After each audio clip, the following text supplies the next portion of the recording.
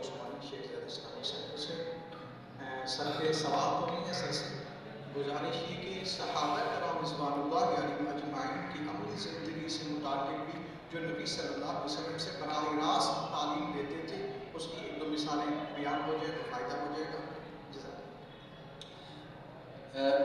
دیکھیں صحابہ کرام کی ساری جو زندگی ہے وہ رسول اللہ صلی اللہ علیہ وسلم کے اسی میسج کی عملی تفسیر ہے. لقد کان لکم فی رسول اللہ اسوۃ حسنہ.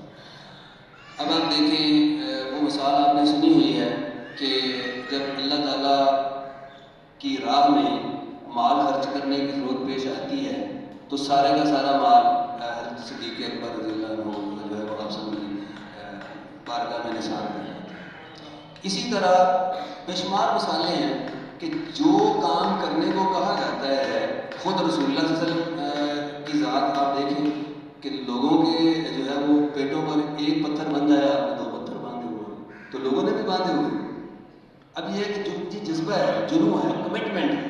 جب تک آپ کے اندر کمٹمنٹ نہیں ہوگی جس چیز کو آپ نے آئیڈیل بنا لیا ہے جس کو آئیڈیلائز کر رہے ہیں اس کو صرف خوابوں میں نہیں کرنا بلکہ اس پر عمل کرنا ہے. تو صحابہ کی زندگیوں میں بے شمار اس طرح کی مثالیں ہیں جس طرح جس کام کے کرنے کی طرف رسول صلی اللہ علیہ وسلم نے ان کو موٹیویشن دی ہے.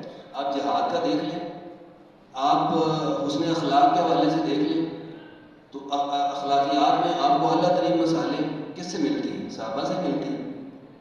تو بات یہ ہے کہ انہوں نے جو زندگی کو ابھی ڈاکٹر صاحب نے مثال دی تھی ڈاکٹر مدثر صاحب نے کہ 10 سال کے اندر اب یہ ایک حیرت انگیز بات ہے مغیر العقول کامیابیاں وہ کس کی وجہ سے ملی؟ صحابہ کی وجہ سے ملی نا.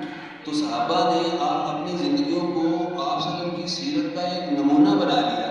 اب ہمیں اسی لیے جو ہے وہ سیرت کے ساتھ ساتھ صحابہ کی جو عملی زندگی ہے اور اس کے بارے میں رسول صلی اللہ علیہ وسلم نے بھی فرمایا ہوا ہے کہ علیکم بسنتی و سنت الخلفاء الراشدین المہدیین. تو خلفاء راشدین جو ان کی سنت بھی گویا آپ صلی اللہ علیہ وسلم کی سنت ہے. تو انہوں نے جو کام کیے انہوں نے کس طرح سے کامیابیاں حاصل کی ان کو آئیڈیل بنانا ہے. اسی فٹ اسٹیپ پر ہمیں